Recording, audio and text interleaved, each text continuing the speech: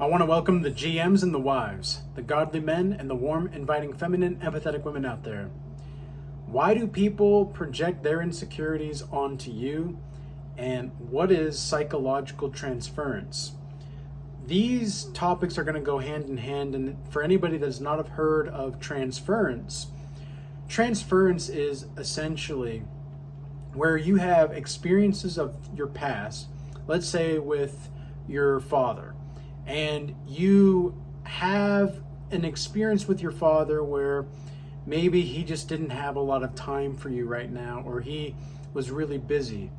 And now you're in a relationship, or you have a friend or something like that. You have some kind of relationship with another male that has this kind of either similar attitude, or you are projecting the image of your father through your past psychological experiences onto this person. Even though they may not be too busy for you, you might think that this is what they're about.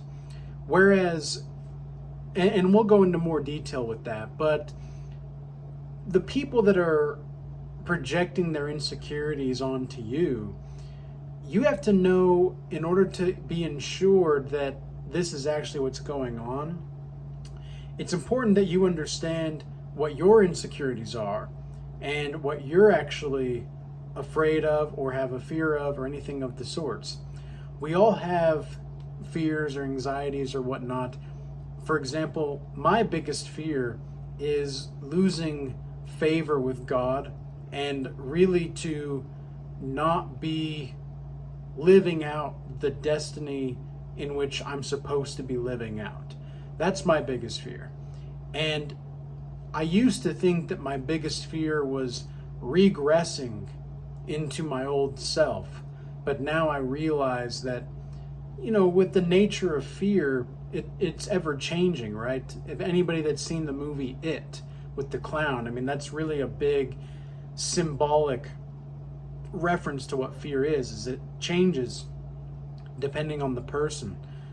So fear is a very strange thing, but to project an insecurity onto somebody else means that you are simply not able to emotionally regulate yourself enough to look at another person and see the kind of life that they're living. Inside, you're either envious or jealous, or you have not dealt with a certain amount of darkness within yourself, which leads you to misunderstand or misrepresent the person that you're projecting your own insecurities onto. And how do you know if you're actually being projecting your insecurities onto somebody else, and you're being somebody that is kind of a hypocrite? Well, it depends on whether or not your critique or your criticism of the person is based off of hyperbolic terms, or you are trying to assassinate the character of the person rather than the person, what they're doing. This is a big part of parenting that I think a lot of modern day parents don't practice enough. And if you're a parent watching this, I highly encourage you to look at how you're critiquing your children. And are you critiquing them based off of a place where they can grow, or are you stunting them and stomping on their character, perhaps without even knowing it? And of course, we're not always going to be perfect, but this is going to be something that you can really mold into your own life and practice within yourself if you're a parent. And even if you're not a parent and you're watching this is going to be really important so that you can look at your inner child and see how to really parent yourself. And it really boils down to caring enough to care about yourself, and not needing other people to necessarily care, but to value yourself enough and the situations that you're in enough to say, this is what I want to see happen, this is what I expect to happen, And if this doesn't happen, then we're out. Like we're out of here.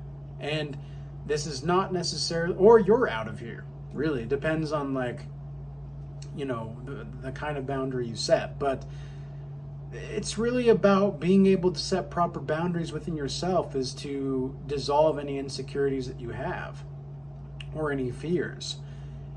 And I really don't think about insecurities much anymore for myself, because I've been through the healing journey and I'm on the other side, and I know what it's like to be still recognize that healing is going to be a practice for the rest of my life, each and every day.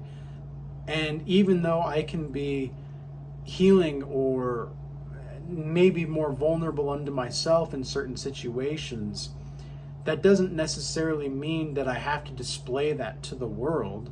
And that doesn't necessarily mean that it should take me off of my square in any way, shape, or form, because though that's just life. Life is going to have these ups and downs where things are going to happen. And sometimes if you're in a boxing match, let's say, right, which is a lot of life, you can be the best defensive person in the world, but you still might get hit. And someone that comes to mind is Khabib from the UFC, specifically, not necessarily boxing, but in the UFC, Khabib, I mean, that guy was, and I quote, the man that never bled in the sport. He never bled, and yet he was hit, or he was put into locks or whatnot, but he retired as a man that was undefeated, right? And he was somebody that he knew when and how to interact with his opponent enough to where he studied and knew himself so well that he wasn't worried about what was going to happen in the ring, because he already knew himself to be whatever it is he knew he was going to be. And when he made a promise to himself, he fulfilled that promise. And this is one way that you can heal any kind of insecurities that you have. But a lot of people are going to be jealous or envious of you, because why? You're just living a life that is more based off of who you are than who they are. And they have a problem with it sometimes, because they don't know what that's really like to live a life in which you can be who you are and still maybe not have the most materialistically, but you're on top of the world. You're on cloud 9, and you can sing in the shower joyfully, and you can dance, you can play guitar, you can play an instrument, you can do whatever you want. You can hang out by yourself and be just fine. And these people that are very insecure oftentimes are going to be insecure and project their insecurities onto you, because they cannot handle the mistakes that they've made. And it's not that, there's not much that we can do about that.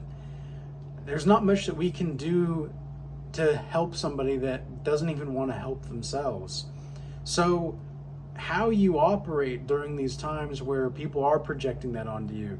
Like, I've had people in my comment section throughout the last year and a half or so of YouTube, some of the weirdest things I've seen, just some freaking weirdos, man. And people thinking that they're correcting me, thinking that I don't really know as much as I really do. And sometimes, even in my physical community, I don't try to let on that I know as much about things as I do, because I know that I still have a lot to learn, and I'm going to always be growing. But sometimes it's better to be prudent in your words and to be prudent with your tongue, because when you end up listening and probably learning twice as much as you thought you were going to be able to. Because sometimes the best way to learn is to teach, right? And other times, the only way to learn is to listen and reflect. These people that project their insecurities onto you have no idea what that's like. They don't know what it's like to actually listen and respond rather than just react. So they're going to want to respond in a way that is based off of reactions. They're not responding to listen and reflect on what you say and what you do, and then provide constructive feedback or just have a dialogue and a conversation. No, they want to make sure that you are down in the ground and you stay there, because they don't like that you're standing up while they're still on the ground. It's the whole crabs in the bucket mentality, right? And this all plays a part with transference, because let's take relationships for example. Okay, let's say as a man you're dating a woman, and this woman she's a fine woman, she's a beautiful woman, she is highly cooperative, she's agreeable, she's fit, she's many things like this, right? And for some reason, even though that you know it's a healthy relationship and that she's being healthy, if you come as a man from a background in which that kind of stuff was not necessarily a part of your household, the mother was either a bit more controlling or a bit more vicious or had a lot of manipulation tactics used, you're going to think certain things about this woman that are not necessarily true, because you're projecting and you're transferring that energy of what you had with your mother onto this woman. And it's the same kind of thing with a woman that is projecting the stuff from her father onto a man. In fact, there's another example that I want to use with women specifically. Women, a lot of the times, when they're hurt, for example, if there's a woman that's been through any kind of trauma with a specific man that really broke her heart, it's really hard for a woman to come back from that. And the reason being is because when she goes into her next relationship, the psychological process that women go through to heal is different than the psychological process that men go through to heal. Women, generally speaking, more need to talk through that kind of stuff and to actually be involved with their spirit hands-on way more often than men. Men, we need to actually do things. Men don't always need to talk through it. Sometimes we do, of course, but what we more so need to do as men is we need to take action. And women need to take action too, but it's far more important for a man to take action than a woman to take action. For women, it's more about how you don't take action than how you do take action. And for the man, it's vice versa. So let's say as a woman, you are in a relationship with a man. He's treating you well. He's got a bit of charisma. He's financially stable. He may not be the richest person in the world, but he can be okay for you. He'll take care of you, right? And yet for some reason, this peaceful relationship is just too much like dry toast. It's just plain toast. There's no butter, there's no jam, there's no peanut butter on the toast. It's just plain toast. And it's really kind of boring because you're used to all the different kinds of ingredients of life being put on that toast from your past. And you're used to the chaos as a woman. You're used to things being not peaceful. And you're used to not being able to please the man that you're with. You're used to not being able to satisfy the man. You're used to being around a man that can't really think for himself, that doesn't have a vision. And now you're with that man and you've transferred this energy of thinking onto this man of how things ought to be, even though things you know are better than what they were before, you still think that it's too bland. And this is something that happens with a lot of relationships nowadays, because in many ways, the only way that a man can get through to a woman is to be highly self-obsessed, because it seems like the only thing that women are attracted to more in a man, that how do I rephrase this? It seems sometimes that the most attractive thing to a woman that a woman does not want to admit to being attracted to is a man who is completely self-focused. Not necessarily self-obsessed, but self-focused. Because sometimes they switch the two in their mind. Women don't always understand the difference between someone that is self-focused and self-obsessed. To be self-focused and to be self-obsessed are two different things. And so you might have a psychological transference onto this person. And there are other avenues of psychological transference, but generally speaking, this is the main one that you can think of that might be most relatable to you. So be mindful and be wary of these kinds of projections and these kinds of transfers of energy and this transference. I like to think of it more as transference of energy, because that's really what it is. You're transferring the impressions of your childhood onto the relationship now, even though that may not be what it is. And now the person that you're with has to pay for your past mistakes, whether you're male or female. That's not right. And you're not healing. If you still, let's say this, if you still feel like you're broken, you are absolutely not ready to be out there.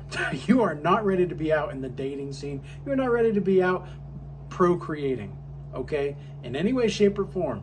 So if you feel broken in some way, please don't, because that's just going to create more cycles of repetitiveness of insecurities, of low self-esteem, of people hurting each other, building more trauma. Just everybody's swimming in this pool of unresolved trauma nowadays. And it's just like, take the time to heal, brothers and sisters. My goodness, take the time to heal. It really doesn't have to be as difficult as we make it out to be, but the healing process does hurt sometimes, because you have to allow that grief to reveal itself. You have to allow whatever it is that you're going through or have been going through to reveal itself, and to accept it without trying to take it down or destroy it.